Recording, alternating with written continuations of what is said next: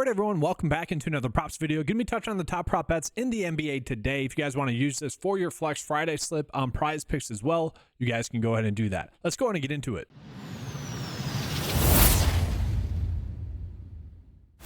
All right, so jumping into it, we're going to do what we always do, which is go game by game. Now, today, I haven't noticed that big of prop line differences like we had yesterday between like underdog and pick six, but that is something I'll be touching on in this video as well if those opportunities present itself. Now, yesterday ended up being basically a push for me as a whole, which with lines being off by 2.5, 3, 4 in some regards between pick six and underdog, you would expect it to be a massive day for one of the two sites. Basically ended up being a push for me on both sites. But jumping into today's games, we'll start with the first game, which is going to be my Milwaukee Bucks versus the Phoenix Suns. This is a high game total, which I'm a little bit shocked by, and it is a 3-point spread, which again, I'm kind of shocked by. Phoenix has been terrible though. The Bucks have been terrible as well. Now, as a Bucks fan, the development of MarJon Beauchamp has definitely been a little bit underwhelming, safe to say. And he is someone that has been playing a lot, shooting the basketball a decent amount of times as well. We're seeing his points total is at 16.5, and like he should be able to get the over. He definitely should be. DraftKings Sportsbook has over for 15 points at minus 220. So they're kind of expecting him to get at least over 15 points, and I would as well. At the same time, in the first game, he was definitely handling the basketball a little bit more, whereas last game he was not. They have been kind of switching that role for the Bucks, so the usage for the Bucks has been shifting a decent amount. The player that had the best game and really has looked good for the Milwaukee Bucks thus far is A.J. Johnson. A.J. Johnson has looked like a lottery pick. A lot of people were suggesting that that pick for the Bucks was a reach. No, he has looked pretty darn good for the Bucks thus far. In the game against Cleveland, only 16 minutes in that game, but looked pretty good doing it. 8 points there. Against Chicago, 24 minutes, shot the basketball 15 times, 2 for 9 from 3 in that first game, 13 points. And then last game against the Clippers, it did seem like he kind of settled into the NBA a little bit, if you will. And the only line that we're getting for him today is going to be on underdog, where they have his line set at 14. We are getting his points line set at 13.5 on pick six. You know, if I were to chase a bet for him, it would be that over on pick six out of 13.5. For what it's worth, MarJon Beauchamp is at 17.5 points there as well. You know, I wouldn't mind betting the under there for Beauchamp. And then the last player for the Bucks is going to be Andre Jackson Jr., who they just don't know how to use him right now during the NBA Summer League. Again, the NBA Summer League for some teams is just testing out different roles for different players. That is what it has seemed like for Andre Jackson Jr. In the second game, he was definitely being more of a point guard.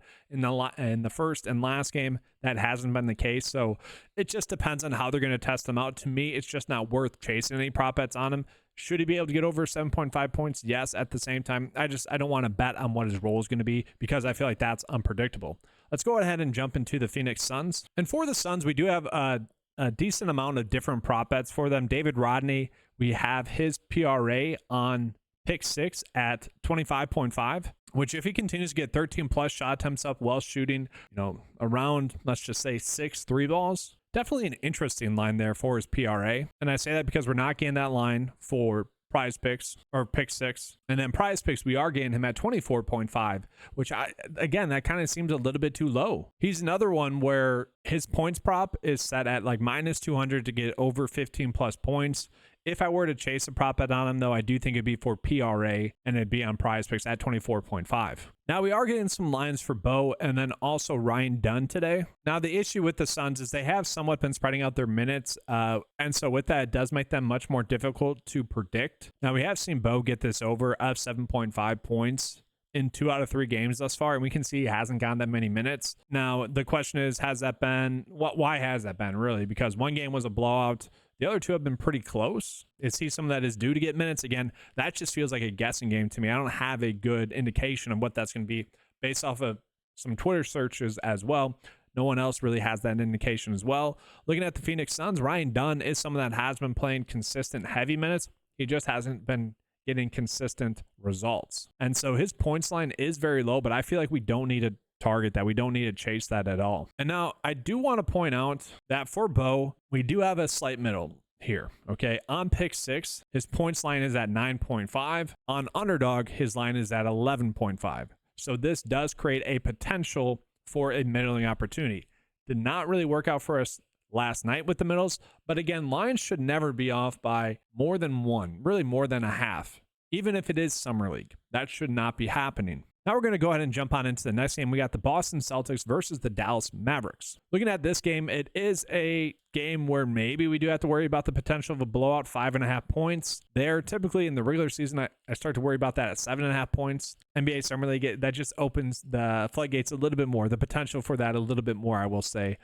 Really, I want to see a game at basically less than 4.5. But it is a decently high-scoring game for Summer League purposes, 178.5. Now, I do want to start with OMP Prosper here, where we're not getting any lines from on Underdog or on PrizePicks. We are getting a points line on Pick 6. The points line is set at 13.5 on Pick 6. And you look at DraftKings, their board, they're telling us he has a minus 165% minus 165 to get over 15 points. And so that is a decent edge that we are getting on Pick 6. I would suggest that his line of 13.5 points is going to be a little bit too low. And if we look at his game log, we can see he has somewhat been struggling for sure. At the same time, playing a lot of minutes, getting a lot of shots up as well. Just needs to have one good day shooting the basketball. Maybe that comes today.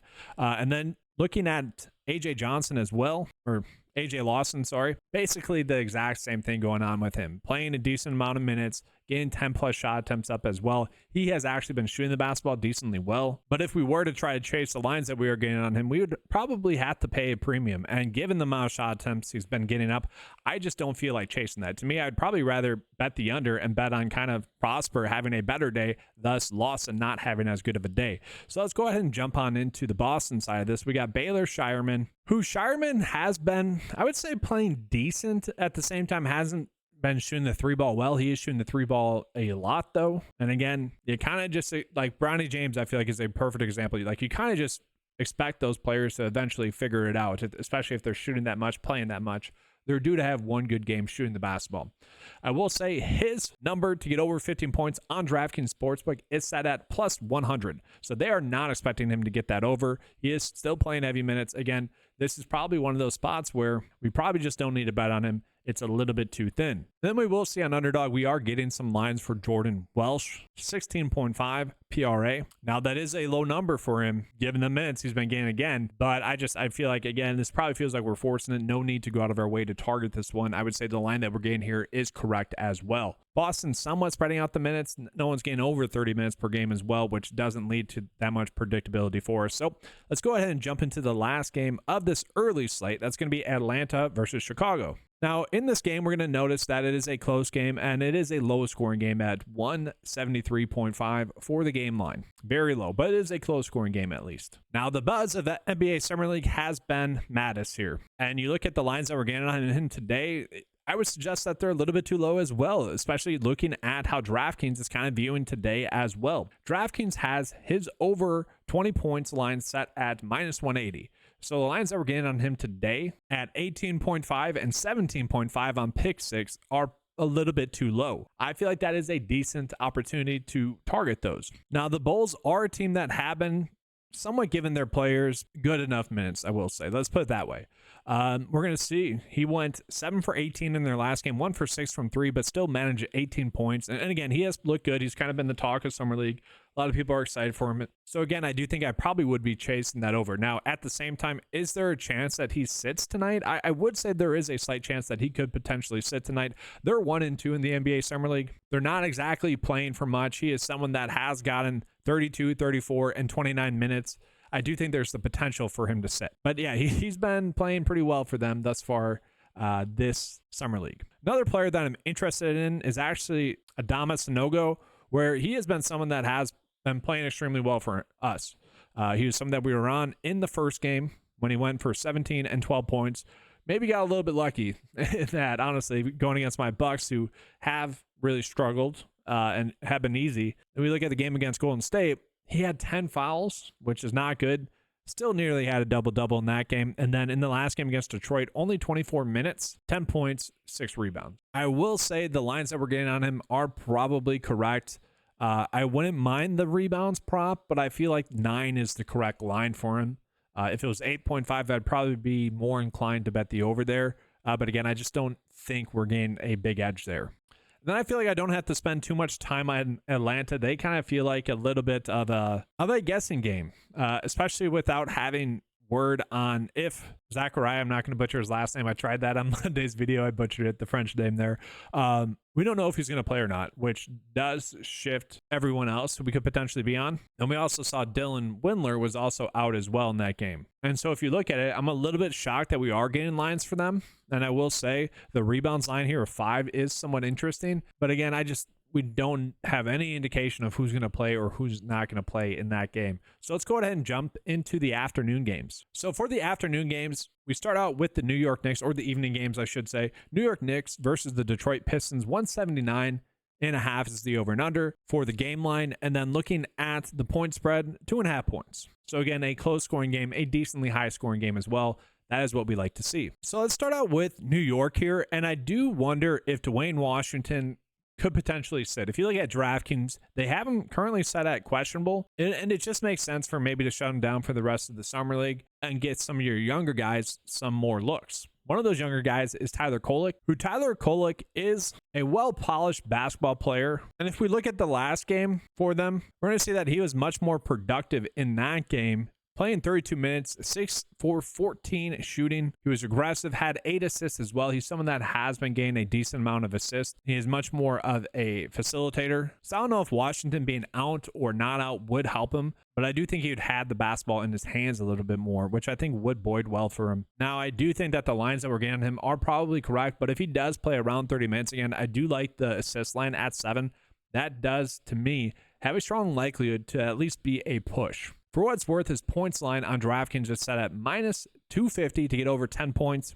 So the line at 11, maybe we're gaining a slight edge there, but probably don't need to go crazy with that. We'll just pull up Washington just to see if he does play. He has been aggressive. We can see 18, 12, and 18 shot attempts. And obviously, if you're shooting the basketball 18 times, you would expect someone to be able to get their over of around 17.5 points.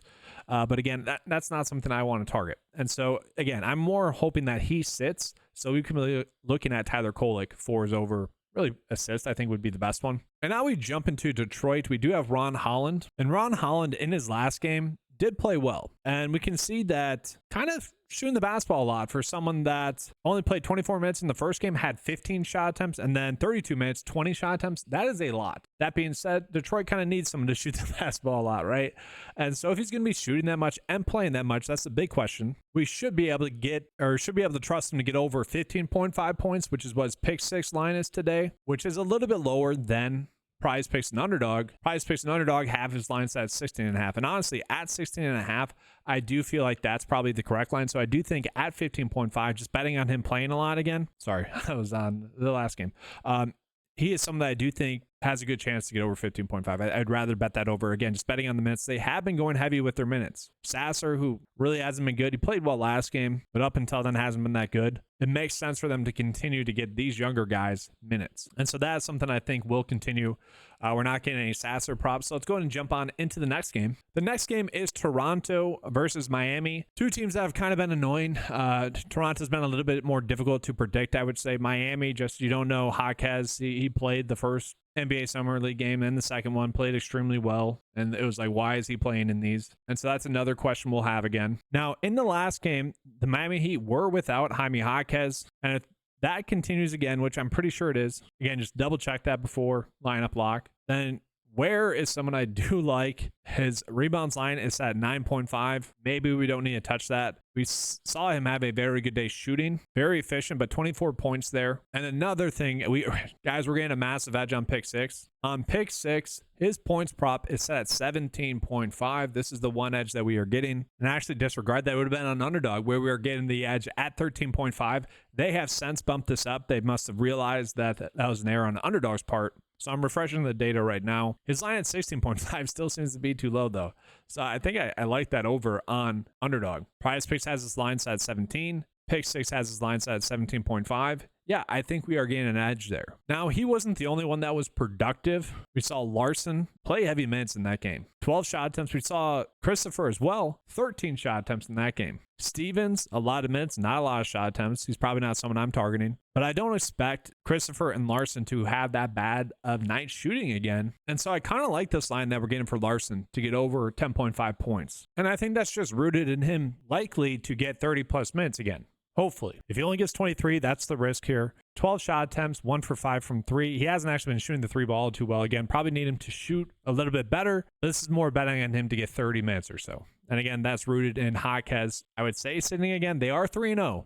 There is that variable. They are 3-0. They might be trying to win Summer League. I'm expecting Jaquez to sit, though. Now, I did realize I passed over the Sixers versus Spurs. That is a close scoring game right there. 1 point spread, 176.5, so not the highest scoring game. But we look at the lines that we're getting here.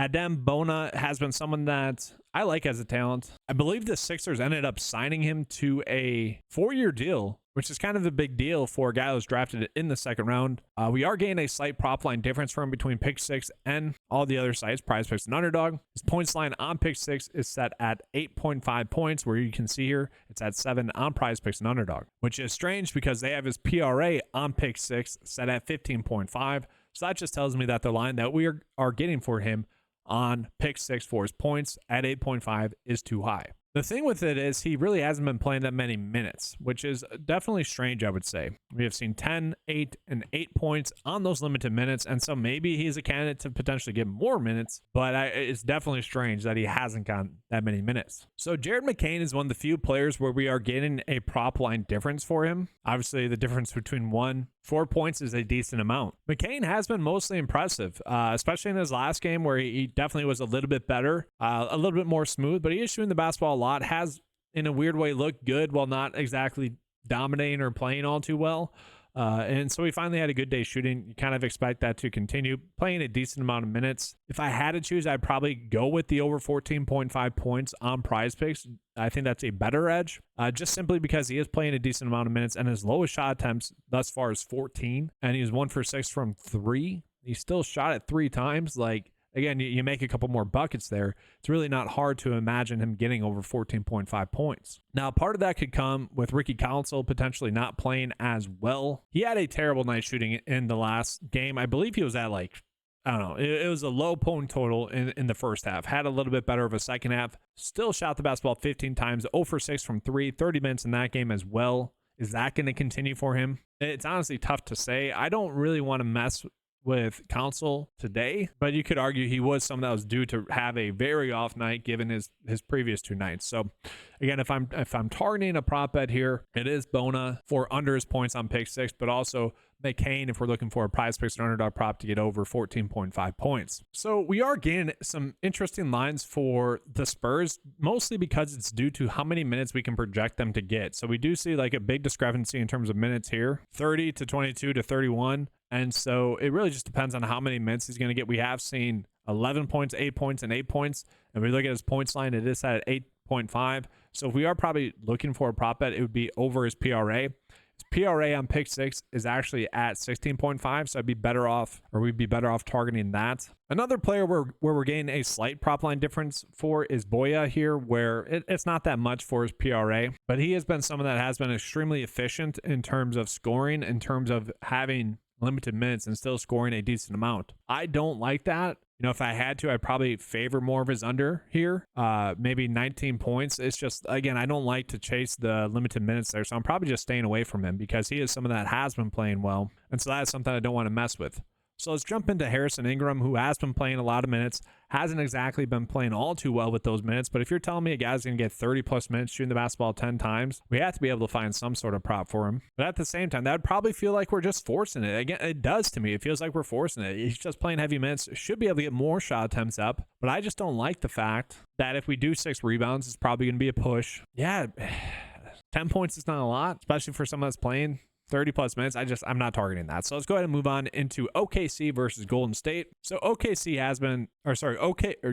State has been sitting some of their players, and I kind of expect that to continue. I think Vegas is not, however, where it's at 6.5 points. But AJ Mitchell was someone that sat out in his last game. He was someone I was really wanting to target, actually. And this seemed like a move to just give someone some rest. And I do expect him to play a decent amount of minutes in this game. We do need to get confirmation that he is going to play, but if he does play, we see it. 14 shot attempts, 8 shot attempts, not exactly elite day shooting, but he is being productive as well. So given the fact that he sat out last game, I kind of expect him to play this game, just where they're sitting someone else. And so if we're looking at his 15 points, I probably do like that over 23.5 or 23 for his PRA as well. I'd be fine with either of those.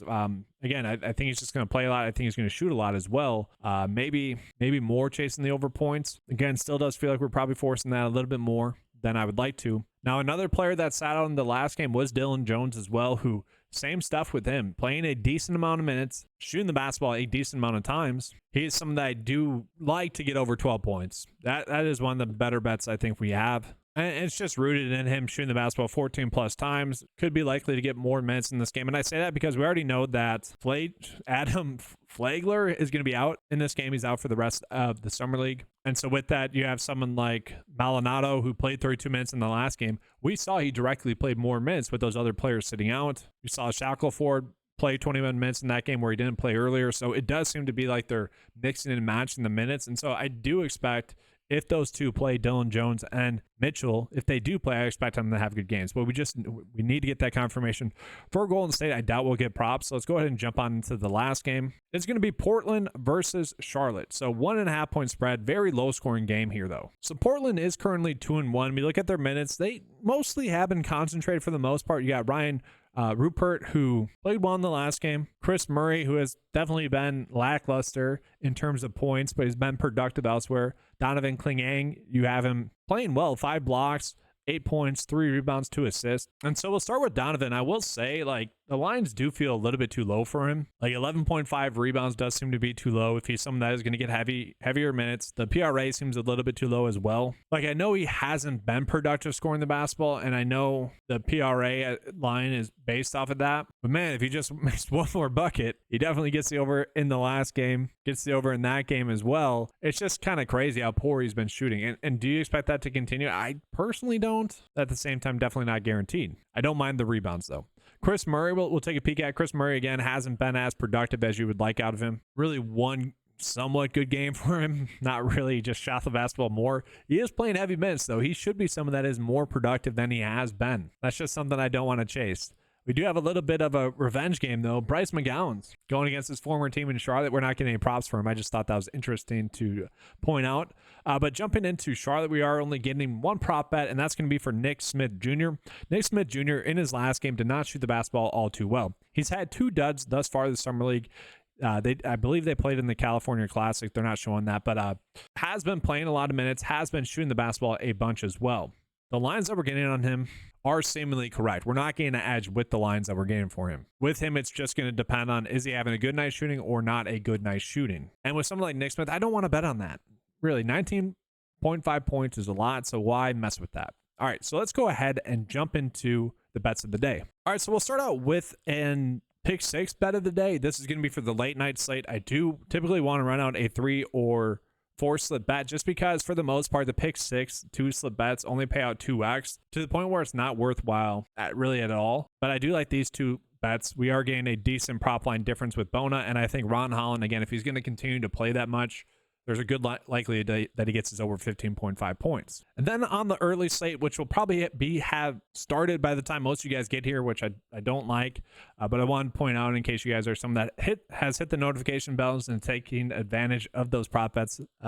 We have decent lines here. Prosper is very likely to get to 15 points. Blue, we'll see his lines are off on one of the sites, especially for his points. Pick 6 has his point line set at 9.5. Underdog has his line set at 11.5. So we're trying to hit a middle there. And then Mattis just been playing well. I expect that to continue for him. So I do like that. Again, I'm trying to make more 3 slip bets on pick 6. And so then jumping into Underdog, again, trying to hit that middle with Bo there. And then just going with 2 OKC players, betting on them to play mostly. And if they do play, I expect others to sit. And so if that happens, that's kind of, again, that's what I'm expecting here. I expect them then to get 30 minutes. That's a lot of ifs, but that is betting on NBA Summer League. I'm very happy that Pick 6 is not giving us prop bets for those two or OKC or that game, because there is a high likelihood for DNPs. Just a quick reminder for Pick 6, that is the biggest issue, is that if you have a DNP and that player is in your slip, you're SOL, because that's going to count. And guys, one of the weirdest things is that